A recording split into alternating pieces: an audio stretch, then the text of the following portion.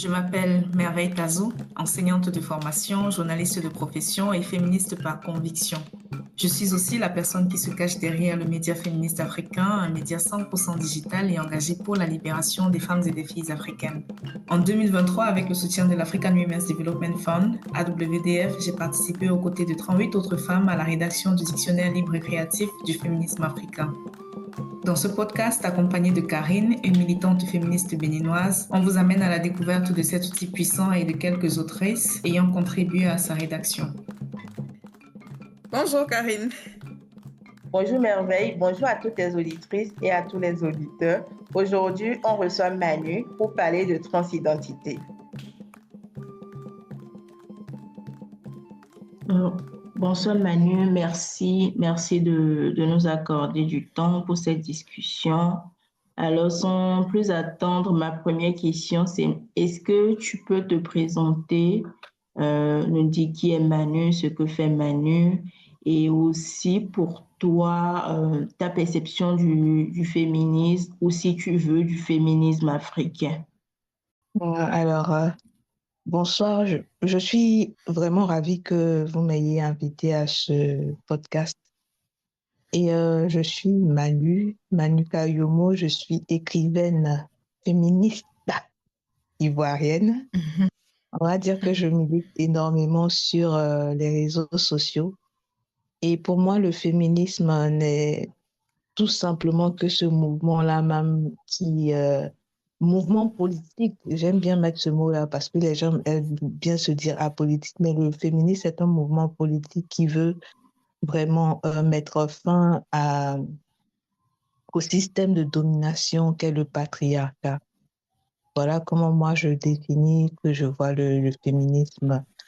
Maintenant, le féminisme africain, je dirais pas le féminisme africain, vu qu'il y a des féminismes, euh, il y a plusieurs courants de féminisme, hein.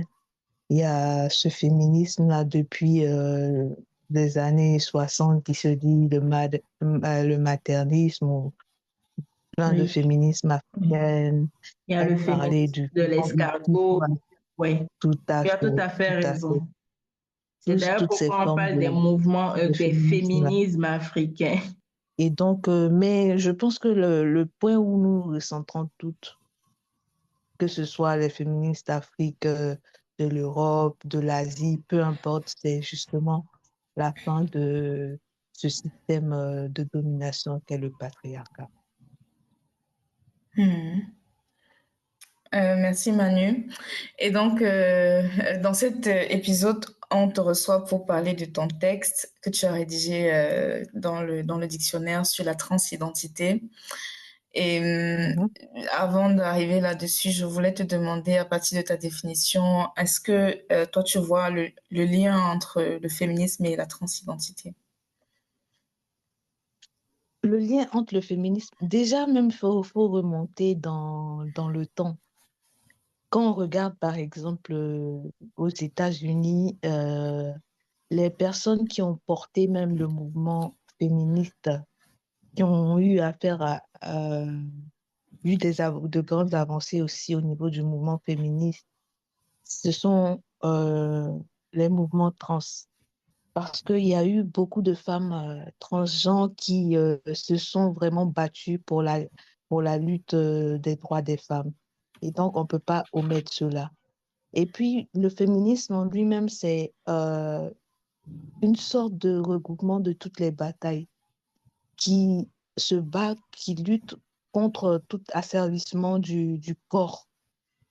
Et donc, la transidentité aussi, c'est une expression de comment on veut que notre corps soit. Et donc, je dirais oui, il y a un lien entre féminisme et transidentité, étant donné que chacune se porte à sa manière. Bah, il y a aussi que je me demande comment est-ce que on sait même en fait en tant qu'être humain finalement qu'on est ce qu'on est ou qu'on est ce que la société dit qu'on est en fait. Pourquoi est-ce que les personnes hétéros sont si convaincues qu'elles sont ce qu'elles sont ou ce qu'on leur dit qu'elles sont? Et de la pseudo-légitimité. Moi, je pense que ça part du fait qu'on a besoin de de points de refuge où on sait, on va dire, de se focaliser sur un point. Voilà, c'est le mot que je cherchais. D'avoir quelque chose de normal, quelque chose d'anormal. Une fois que quelque chose nous est inconnu, on le prend pour quelque chose d'anormal. C'est un peu comme ça que nos sociétés ont toujours évolué, ont toujours essayé d'évoluer par rapport à un point de repère. Et lorsque ce point de repère-là n'entre pas justement dans notre vision, et ben finalement, ça veut dire que on est hors des champs. Et être hors des champs, ça veut dire qu'on va venir détruire la tranquillité, la paix de la société, et ainsi de suite. Effet boomerang, quoi, en fait. D'accord. Bah, tout à l'heure, on parlait en off de comment c'était à Abidjan en 2023 lorsqu'on rédigeait ces articles et du sentiment qui nous animait en fait chacune. Je veux préciser que on ne savait pas en fait, on n'a pas choisi d'écrire sur les mots sur lesquels on a écrit, c'était au hasard. Et Tout donc, à fait. je veux te demander comment tu t'es senti en fait en découvrant ton mot transidentité et c'était quoi en fait ton sentiment pendant que tu rédigeais là-dessus? Bon, je dirais que ce mot m'a choisi, étant donné que c'était vraiment un tirage au sort. Le mot m'a choisi, je n'ai pas choisi le mot. Et lorsque je l'ai découvert, j'ai esquissé un sourire parce que je ne savais vraiment pas quoi dire. Je ne savais pas quoi dire. Et je me suis dit que j'allais me laisser porter par ce mot-là. J'allais juste le laisser s'exprimer en moi. Et puis, c'est ce qui est arrivé. Et puis, j'ai écrit le texte que j'ai écrit et que même j'ai oublié que j'avais écrit. Vous allez penser que, vous allez penser que mais après, j'ai oublié que j'avais écrit. C'est quand elles sont revenues. Ah, le dictionnaire, il est ressorti. T'as pris le mot tant. Je dis, ah ouais, c'est vrai, j'avais écrit dessus. En fait, tellement l'inspiration était vraiment sur le coup et tout.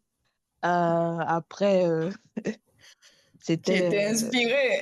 oui, non, franchement, moi-même, ça m'a dépassé à quel point ce mot m'a choisi. Ça m'a Franchement, parce vraiment que moi, dépassé. j'ai lu ton texte et je l'ai relu d'ailleurs et j'aime beaucoup surtout l'image d'illustration parce que voilà. Mais j'aime Oui, encore plus ton texte. Je trouve que c'est fort en fait pour un texte que tu as écrit comme ça en fait, sans préparation finalement. ouais, ouais. En fait, c'était un test où qui te pousse à te mettre à la place d'autres personnes, en fait. Et comme c'est un Mhm.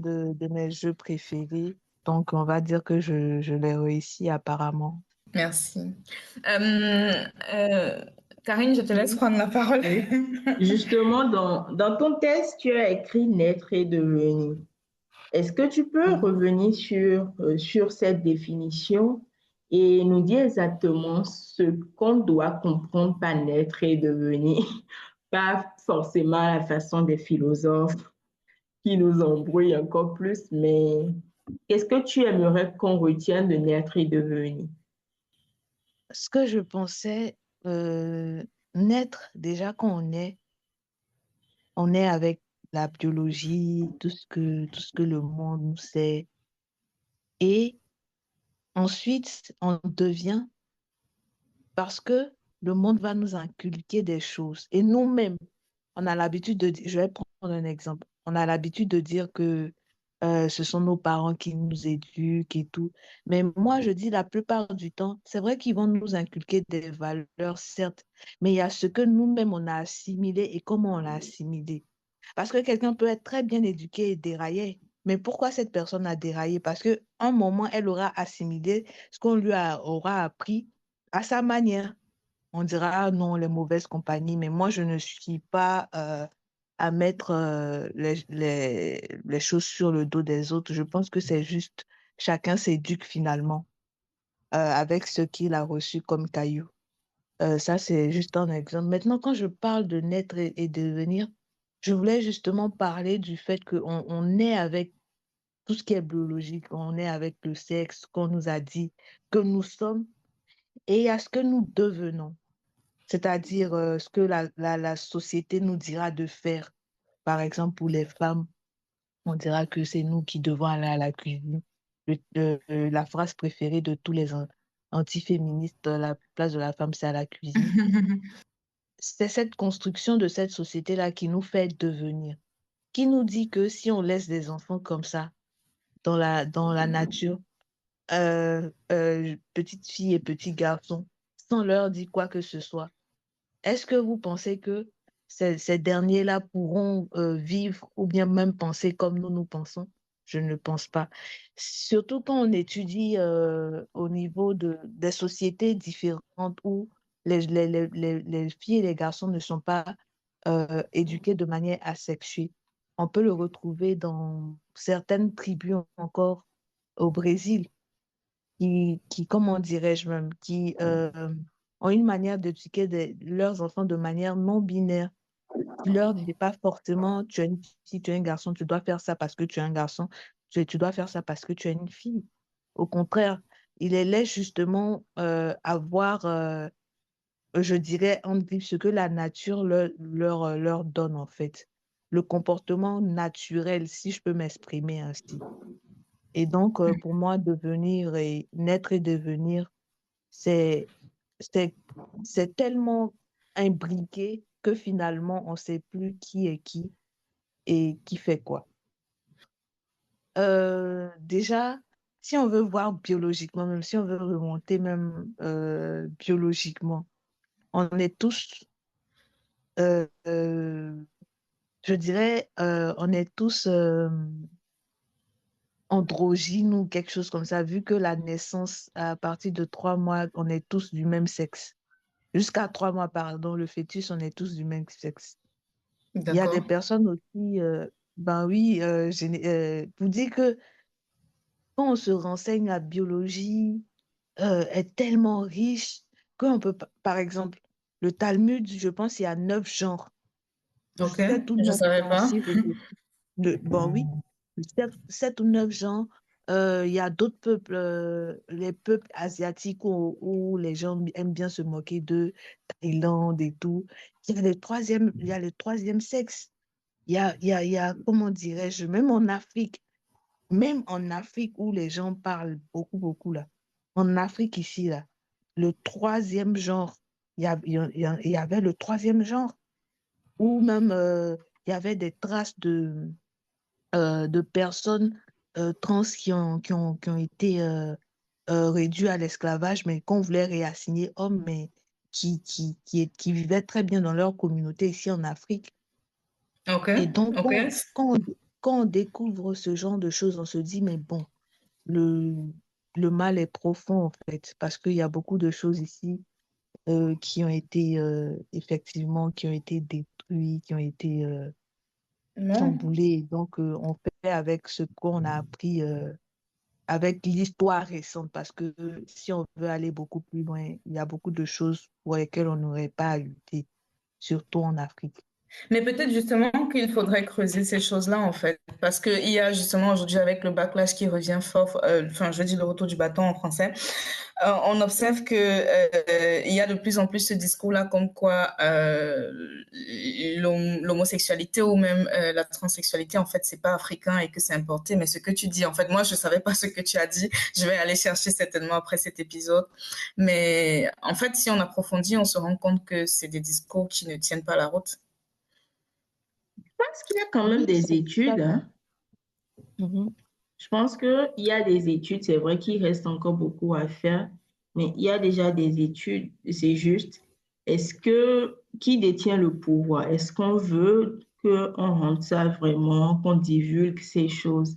C'est aussi là la responsabilité du mouvement féministe, je pense. Vous savez, même s'il y a il y a comment dirais-je même, il y a cet engouement-là en ce moment de faire des recherches et tout. Comme tu l'as dit, tout dépend de qui détient le pouvoir. Et en ce moment, même si nous, en tant que personnes qui luttons pour les droits, c'est nous qui sommes perçus justement comme des fauteurs de troubles. Les tendances se Hmm, sont inversées. Et donc, hmm. les fauteurs de troubles, lorsqu'il y a une vérité qui est ressortie par des fauteurs de troubles, celle-ci est tout de suite piétinée. Parce que comment dirais-je même, ces études-là sont faites, ces études-là sont mises sous la place publique. Mais qu'est-ce que les gens qui ont le pouvoir vont venir dire? Ils vont venir décrédibiliser ces études-là pour dire que non, ça a été payé, c'est l'Occident qui paye ces personnes-là et C'est ça, tout, ouais. pour venir induire nos populations en erreur, pour venir mettre notre jeunesse dans la perversion. Pour vous dire à quel Mhm. point le bouchon est parti trop loin lorsqu'on a ouvert le champagne. Ouais. Ça va être vraiment, vraiment difficile. Mais je ne pense pas que ça soit impossible. Non, heureusement, c'est pas impossible. Est-ce que tu pourrais dire de ton point de vue justement comment est-ce que le mouvement féministe en Afrique noire francophone notamment pourrait davantage intégrer les problématiques LGBT dans son combat? Et je dirais même au-delà de LGBT comme ça, parce que souvent quand on le dit comme ça, on se limite à l'orientation sexuelle. Mais comment vraiment les mouvements féministes africains vont centrer la question de la transidentité dans nos combats? Hum, Déjà, on va se dire les vérités, hein. Déjà, ce point-là est vraiment très, très difficile à aborder dans nos cercles et déjà même à apporter aussi devant, on va dire,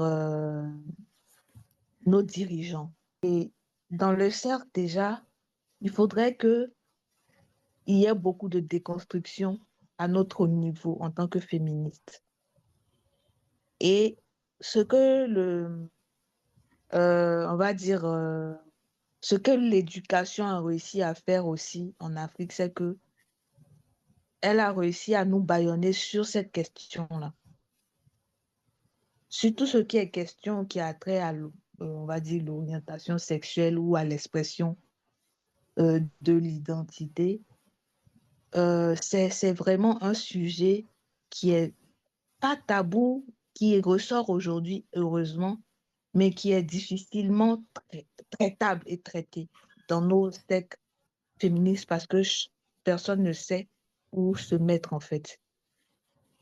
Parce qu'il y a d'autres qui préfèrent être en retrait pour ne pas justement bosser parce qu'elles ont encore ces biais-là. Il y a d'autres qui ont encore leurs biais et qui les gardent justement parce que c'est difficile de déconstruire. Il y a d'autres qui ont réussi à se déconstruire par rapport à ce biais et qui sont aussi dans la lutte pour que ces personnes-là puissent aussi se ressentir en tant que personne, en tant que citoyen, rentrer dans cette lutte-là. Maintenant, il y a une autre partie encore, on va dire 70% des militantes qui sont encore en retrait parce que justement ces questions-là sont difficiles à aborder. Ça, c'est une vérité. Malheureusement. Mal, je dirais pas malheureusement, mais c'est une manière aussi de montrer que même en tant que, comment dirais-je, même en tant que Féministe, défenseur, militante, ou bien féministe, ou bien peu importe, on a nos peu biais. importe, on a nos biais. Et c'est OK d'avoir ces Oui. biais-là. Et que Mais nous sommes tant aussi que, le fruit de la même oui, on est éducation que les autres. exactement. J'aime bien ce proverbe-là qui dit que le fruit ne tombe pas loin de son arbre. Ouais. On ne peut pas tomber loin de son arbre. Donc, Oui. c'est OK. Et donc, ça nous permet de voir qu'avec tel biais, on n'arrive pas à avancer sur cette chose. Donc, ce sont des moments d'enseignement, même nos biais nous enseignent. Ceux qui réussissent ou celles qui réussissent à, comment dirais-je, se déconstruire, même encore devant, encore vont trouver des sujets où elles auront à se déconstruire. Donc, je rejette C'est pas toute vrai. faute Ouais. C'est un cheminement Ouais. perpétuel. voilà, En c'est un effet. cheminement perpétuel. Et donc, voilà. On se dira pas que voilà que elles veulent pas faire leur travail ou bien elles sont pas ci, elles sont pas ça, Non. mais juste C'est qu'elles ont vrai. leur biais. Oui, c'est OK. C'est vrai, mais je pense que c'est ok, je suis d'accord avec toi, mais il faut aussi que en fait les féministes en fait, on n'est pas parfaites, mais on doit être en perpétuelle volonté d'apprendre en fait et de désapprendre aussi. C'est Parce que ça. oui, d'accord, on n'est pas tout au même niveau de déconstruction, mais il faut aussi qu'il y ait la volonté de comprendre les réalités des autres et de voilà, Vraiment. ouais, de s'éduquer en fait tout Surtout, simplement. surtout de comprendre. Parce que même si nos biais arrivent à résister, si on arrive à comprendre que toutes les, tous, tous les systèmes de domination s'imbriquent et donc toutes les violations de droits s'imbriquent. C'est-à-dire s'il y a une seule violation de droit qui persiste, ça veut dire qu'on est tous en danger, nous qui sommes, on va dire, en griffe, en situation de vulnérabilité. Donc, Hmm. on ne peut pas lutter pour une cause sans un moment tomber dans l'autre. Parce que justement, on est à ce carrefour-là. Que l'on veuille ou non, l'intersectionnalité, c'est le Oui, point de carrefour de tout, que ce oui, soit tout du est racisme, imbriqué. de l'homophobie, t'es imbriqué. Oui. Tout est imbriqué. Donc, si arrivé à un carrefour, toi, tu ne veux pas traverser, forcément, tu vas rester à ce carrefour-là. Ceux qui voudront traverser vont arriver à un autre carrefour, etc., etc. C'est comme ça. Et tant que tu as ce carrefour-là, tes autres luttes ne vont pas avancer parce que tout se rejoint. C'est comme ça, Hmm. qu'on le veuille ou pas. Ouais. Euh, merci Manu. Non, merci Manu, merci pour ces mots. Malheureusement, le temps ne nous permet pas de creuser, mais je pense que tu nous as quand même fourni assez d'informations et que nous, comme toutes les personnes qui vont écouter ce podcast, pourrions aller faire des recherches pour en savoir plus. Pour terminer, on va te demander quel est ton mot d'espoir. Quel est ton mot d'espoir envers, je ne sais pas envers qui, mais quel est vraiment ton mot de fin ou ton mot d'espoir par rapport au dictionnaire, euh, à la communauté queer et au mouvement féministe? Euh, vous savez, lorsqu'il y a une grande tempête, la forêt résiste plus qu'un seul arbre. C'est-à-dire, dans la forêt, on a moins de chances de voir tous les arbres être déracinés. Mais si l'arbre est isolé, il va être très vite déraciné. Et on est en cette période de tempête-là. On connaît très bien l'atmosphère qui prévaut en ce moment avec les mouvements anti-droit qui ont repris le dessus, qui ont repris le cycle de la vie, si on peut dire ça comme ça. Et on a tendance à vouloir, à pouvoir et à vouloir baisser les bras, ce qui est normal. Si on lutte, surtout quand on lutte seul, c'est beaucoup plus difficile. Parce qu'on sait à quel point nous, en tant que militants, on s'épuise, que ce soit financièrement, émotionnellement, professionnellement, de tous les côtés, nous nous épuisons. Pendant que ce sont les grosses structures qui sont mises en place et contre lesquelles on doit lutter. Et donc, ce qu'on peut faire, c'est d'être cette forêt-là, au lieu d'être ce seul arbre-là, de devenir cette forêt, un vrai écosystème qui pourra lutter contre ce vent fort qui est en train de souffler actuellement. C'est vrai qu'on peut garder nos individualités, mais n'oublions pas que même si on veut nous faire croire que ça n'existe pas, la sororité dans le milieu existe. Ça existe, ouais. Je le Oui, dis parce que c'est quelque chose que j'ai ressenti dans ce milieu-là. Même si je dirais pas que tout est magnifique, comme dans le monde des bisounours. Encore là, même dans le monde des bisounours, il y a des petites attaques.